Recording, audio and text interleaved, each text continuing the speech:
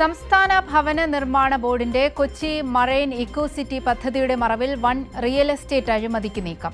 National building construction കോർപ്പറേഷനെ ഒഴിവാക്കി 2-3 ഘട്ട നിർമ്മാണങ്ങൾ സ്വകാര്യ IT കമ്പനിക്ക് നൽകാനാണ് സംസ്ഥാന സർക്കാരിന്റെ നീക്കം.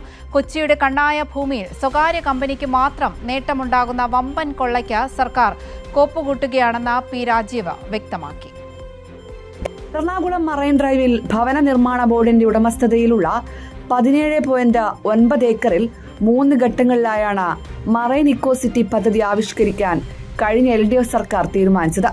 കേന്ദ്ര നവരത്ന കമ്പനിയായ NBCCക്കായിരുന്നു നിർമ്മാണ ചുമതല. എന്നാൽ UDF സർക്കാർ അധികാരത്തിലേറിയതോടെ അഴിമതിക്കുള്ള നീക്കങ്ങൾ ആരംഭിച്ചു. ഈ രംഗത്ത് പ്രവർത്തന പരിചയം പോലുമില്ലാത്ത സ്വകാര്യ IT കമ്പനിക്ക് പദ്ധതി കൈമാറാനാണ് പുതിയ നീക്കങ്ങൾ.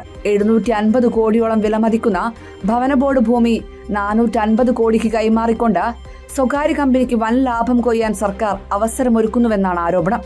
സർക്കാരിന്റെ കണ്ണായ ഭൂമി വിൽക്കാനുള്ള ഗൂഢനീക്കങ്ങളാണ് ഇതിന് പിന്നിലെന്ന് P. രാജീവ് ചൂണ്ടിക്കാട്ടി. പൂർണ്ണമായിട്ടും വലിയ കൊള്ള നടത്താനായിട്ട് സർക്കാരിന്റെ കണ്ണായ ഭൂമി അത് വിൽക്കാനുള്ള ഗൂഢനീക്കമാണ് ഈ ഗവൺമെന്റ് നടത്തുന്നത്.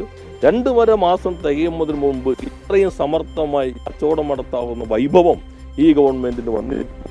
ധാരണാപത്രത്തിൽ മാത്രം ഒപ്പുവെച്ചതിനാൽ എന്തും ചെയ്യാമെന്ന ഭവന നിർമ്മാണ ബോർഡ് സെക്രട്ടറിയുടെ വാദത്തെയും P. രാജീവ് വിമർശിച്ചു. ഇവിടെ സെക്രട്ടറിയുടെ പ്രതികരണം കൗതുകകരമാണ്. അദ്ദേഹം പറഞ്ഞു MOU മാത്രം ഒപ്പുവെച്ചിട്ടുള്ളൂ, അതുകൊണ്ട് എന്തും ചെയ്യാന്നാണ്. ഇവിടെ MOU ഒപ്പുവെച്ചു, നിർമ്മാണത്തിൽ ടെൻഡർ വിളിച്ചു, നിർമ്മാണത്തിലേക്ക് പോകുന്നു.